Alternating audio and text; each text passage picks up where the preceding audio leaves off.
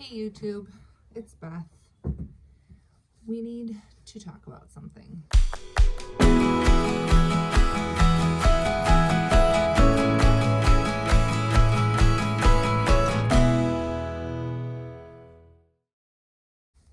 I am going out to milk right now, and yesterday on my Instagram stories, I had a conversation about our milk cow that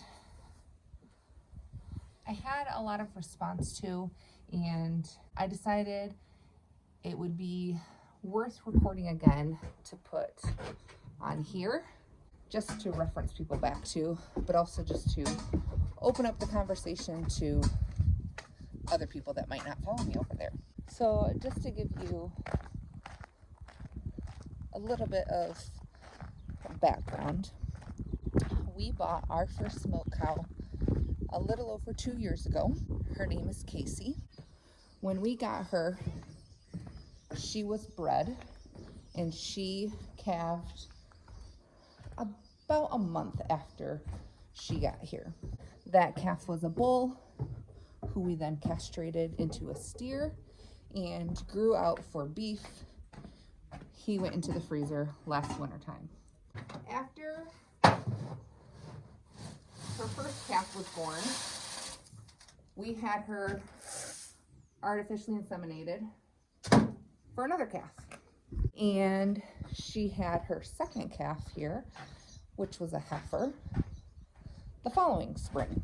Her name is Fern. She is still here, and our intention is to keep her as a secondary milk cow, but she will not be ready to breed until the end of the summer for a calf May of 2024.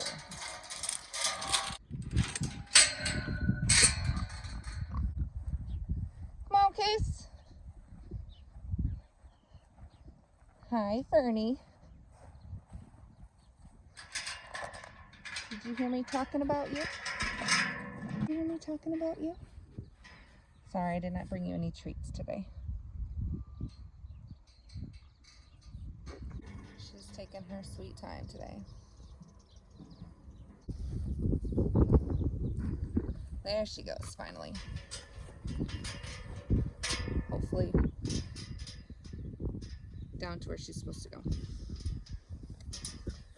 So, in the dairy cow world, ideally you will breed them back to have a calf in, hey buddy, in 2 to 3 months after they've calved.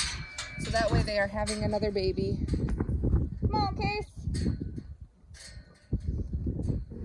Once a year, right around the same time, which is what we did her first 2 calves here. Well, after her second calf was born, we tried to AI her.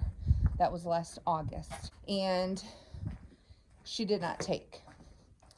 So then we had to decide, do we want to AI her in the end of fall and potentially have her calve in the middle of the summertime? Or do we want to wait a little bit and have her calf in the fall? And we decided to wait for 2 reasons. The first being that we anticipated having Fern have a calf in the spring of the following year. And if we bumped Casey to be due in the fall, then they would be kind of staggered in their calvings. One would have one in the spring, one would have one in the fall. The second reason why we decided to wait on breeding her was because we did not want to have to wait putting her on pasture before she freshened. Our pastures they were originally alfalfa fields. They were cut for hay for years and years. And it is not always a good idea to graze a cow on alfalfa right before they calve. It can cause milk fever. In fact, it has caused milk fever in her before. So if we were going to have a calf that was due in July, then we would be feeding her hay for the first 2.5 months of the grazing season. And not only would that be expensive, but it also would be meaning that our fields are not getting grazed, and it would mean that she is not getting the best nutrition possible. So we decided to wait. And then I was really pregnant, and we didn't get around till trying to AI her again until like the first week of February. Now, I didn't mention this, but both times that we AI'd her, both in August and in February, we did use a CIDR, a CIDR, to help sync her cycle. She does have pretty strong signs of heat, but the window to breed a cow is just so short that we wanted to use the CIDR to try to increase our chances. Attempted to breed her again in February, and she did not take the second time. So now we are trying to decide, do we try to AI a third time? Do we sell her? I really did not want to have a bull here. I'm just not comfortable with it, and we really don't have the space for it. But we ended up having a friend that lives not too far away, they're only about 10 minutes away, that said they would be willing to have her there with their bull, who is a Hereford, and hopefully that would do the trick. She went to their place. Now, mind you, she is a milk cow, so we cannot just send her to the bull and then say, see ya in a month. I had to go there every day. And it ended up being a little over 3 weeks. I went there every day to milk. Thankfully, I didn't always have to bring all 7 kids with me, but oftentimes I did. And I just milked her, tied to a post outside of their pasture. Now, when we brought her there, it was a Sunday. She was due to go into heat on that Tuesday. Based on what I had been tracking cycle-wise, well, of course, I don't know if it was just the move or a new situation, she had 0 signs of heat that entire week. In fact, she didn't have any signs of heat until basically another 3 weeks later.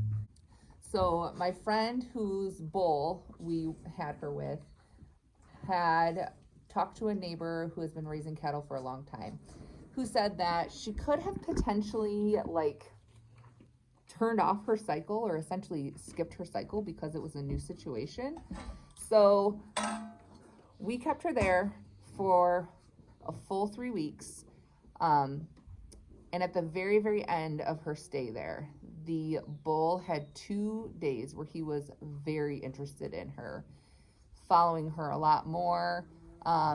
She didn't have a lot of the normal signs of heat that I normally see in her, as far as like gunk on her tail, but all of the behavior of the bull seemed like it was pretty likely that it was time. You're milking yourself, Casey. Nice.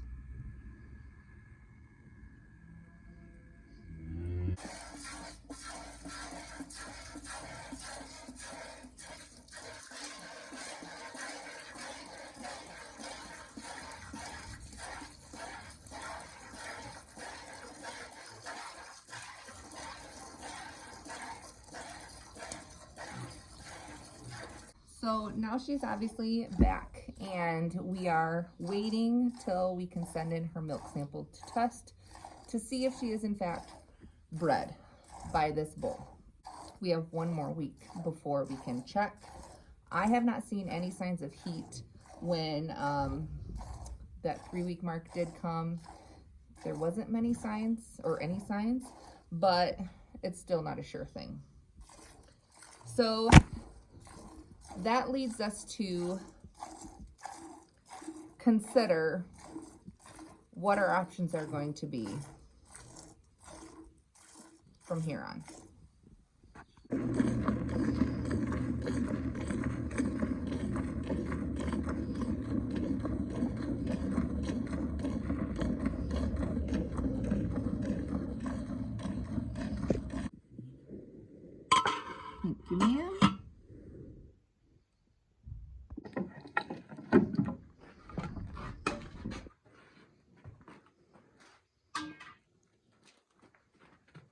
Thank you, Ma.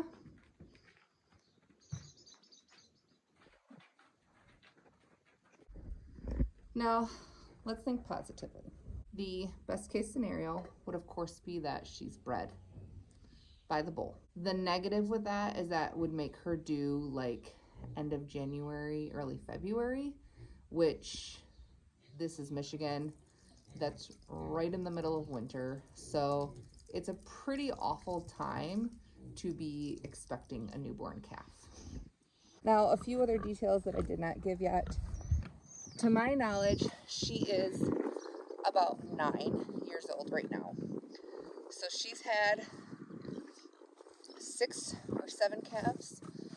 At this point, a year into her lactation, she's giving 2 gallons a day.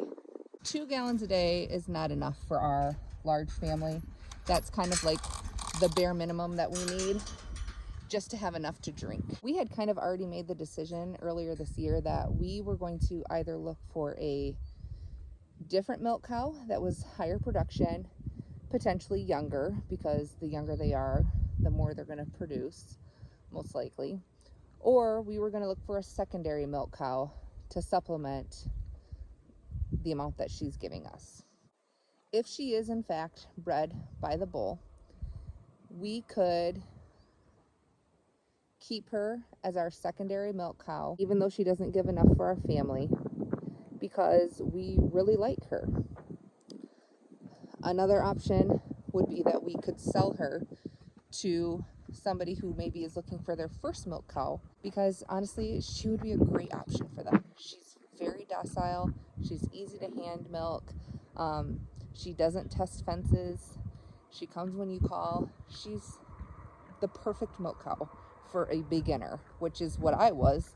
I still really am, but somebody who had never had cows before, she has been a dream. Most likely, if she is bred back by the bull, we will keep her. Even though her freshening wouldn't be at the ideal time of year, we like her enough that we would keep her, at least at this point, not having another milk cow secured. Now, what if she's not bred? This is the part of the conversation that a lot of people don't want to have. I think that when you are aspiring to be a homesteader or just starting out, you kind of have this checklist in your brain of the things that you want to do someday. So, for example, we've had the checklist that we wanted to have layer chickens, and then we wanted meat chickens, and then we wanted a cow, and then we wanted to raise beef, and then we wanted to have pigs. And we kind of had it in our brain that we would build this life by checking off one thing at a time. But that's just not actually how it goes. You don't just get a milk cow and then check it off your list and then just eternally have a milk cow. We can continue to milk her, but her production is going to continue to go down. So at some point, she's not going to be producing very much unless she's bred back and freshens again. So if she does not get bred back, we have to look at the alternative options. And personally, I do not feel comfortable selling a milk cow to somebody that I have observed to be unbreedable, especially to somebody that's new to cows. That's just giving them my problem that they're going to have to deal with. So I can't sell her as a milk cow.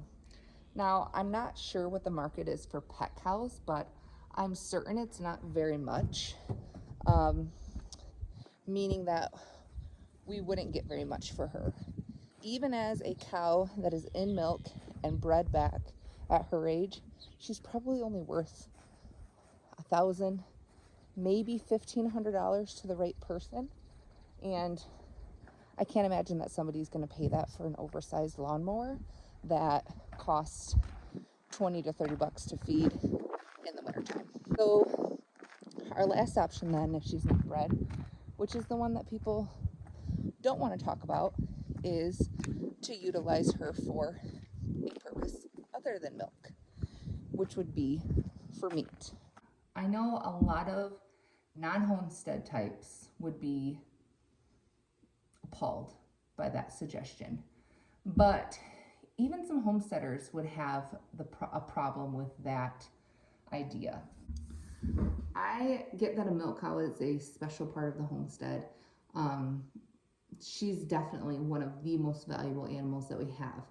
But even with her value, she's not a pet. She was never intended to be a pet. And if we were bigger and we had several dozen head of cattle, and having one retired kind of freeloading cow around to feed and have no purpose other than we just enjoy her, it might not be that big of a deal. But we're small acreage, so we have to be mindful of every single mouth that we are responsible for here. And I personally do not feel comfortable ending her life as a milk cow without making her body have as much purpose as possible. It might feel uncomfortable at the idea of eating her, but wouldn't it be more of a shame to just end her life without a full reason or purpose? Wouldn't it be better to have her continue to nourish our family through her flesh and utilize her to the best of our ability versus just having her go to waste? Personally, that's what we believe. And we butcher all of our animals ourselves on farm. And it really does make me choke up at the idea of butchering her ourselves. It would be very, very hard for us. But we're at the point where those are the options that we are looking at. Those are the situations that are very real. And I just think that's important if you're going to go into having a milk cow, that you have to consider what the end is going to be. It's not just going to be a check and then done. At some point, there will be a further decision that has to be made about that cow. So I have another week before I can send in her milk to be tested. Make sure you guys check back, and I'll be sure to update you as soon as I know. Please pray she's bred. Talk to you guys later.